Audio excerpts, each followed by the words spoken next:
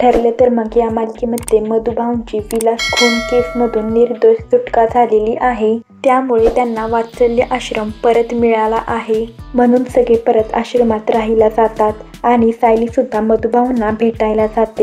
ते सुभेदार फॅमिली आणि किल्लेदार फॅमिली सुद्धा येतात आणि ते सायली व मधुभाऊंची कान पकडून माफी मागतात.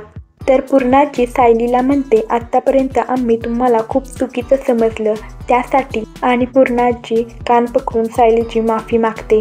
तर सायली पूर्णाजीला म्हणते की पण माझी एक अट आहे.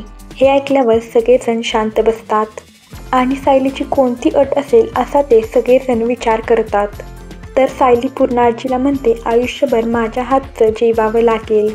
तर यावर सगळे हसू लागतात. नंतर सगळेजण आश्रम बघत असतात. प्रतिमा आणि रविराज आश्रम बघत असतात. तर आश्रमाच्या भिंतींवर चित्र काढलेले असते. प्रतिमा ते चित्र पाहते आणि तिला आठवते व ती रविराजला म्हणते की तन्वी लहानपणी हे असंच चित्र काढायची आणि हे मधुभाऊ ऐकतात.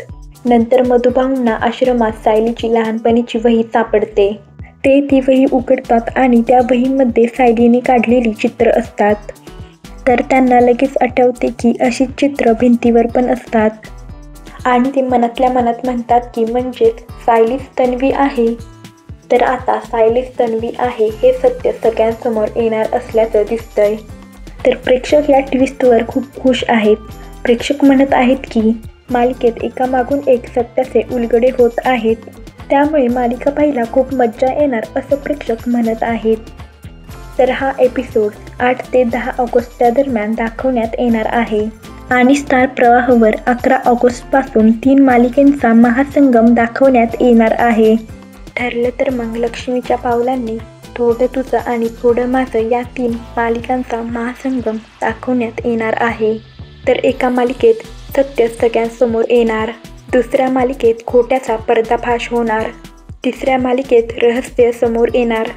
तर ठरलं तर मग या मालिकेमध्ये सायली हीच तन्वी असल्याचं सत्य सगळ्यांसमोर उघड होत असल्याचं म्हटलं जात आहे. आश्रम केसचा निकाल लागल्यानंतर एका मुलाखतीत ठरलं तर मग या मालिकेचे दिग्दर्शक यांनी सांगितलं होतं की तर सायली हीच तन्वी असल्याचं सत्य आता सगळ्यांसमोर उघड होणार आहे.